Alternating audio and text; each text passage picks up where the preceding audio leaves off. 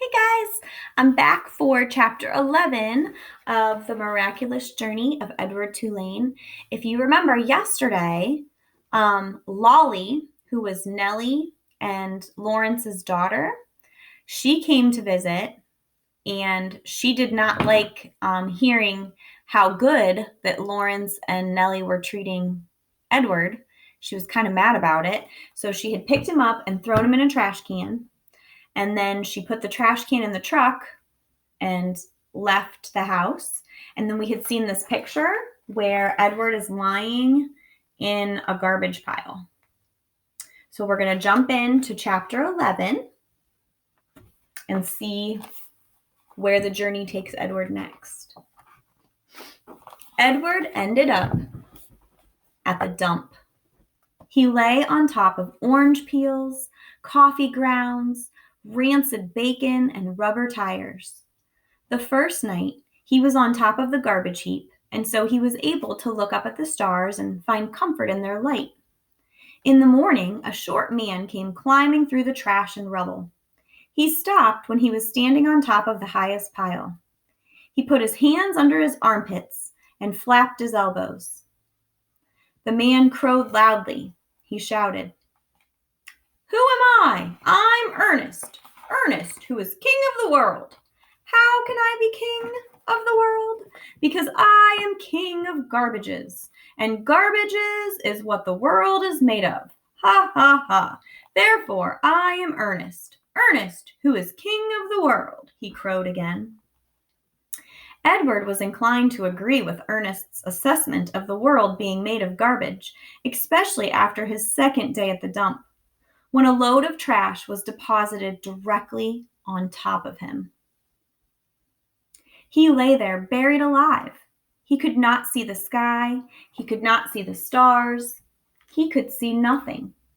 What kept Edward going, what gave him hope, was thinking of how he would find Lolly and exact his revenge.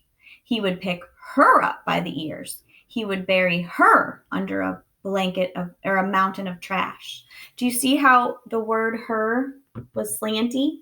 So we know when we're reading a book and we see those words, we've talked about this a lot this year. If you see that word that's a little slanty, it means to put a little extra on that word, right? So he would pick her up by the ears. He would bury her under a mountain of trash. So Edward is thinking about how he could get back at Lolly for doing this to him. But after almost 40 days and nights had passed, the weight and the smell of the garbage above and below him clouded Edward's thoughts, and soon he gave up thinking about revenge and gave in to despair. It was worse, much worse than being buried at sea. It was worse because Edward was a different rabbit now. He couldn't say how he was different, he just knew that he was. He remembered again Pellegrina's story about the princess who had loved nobody.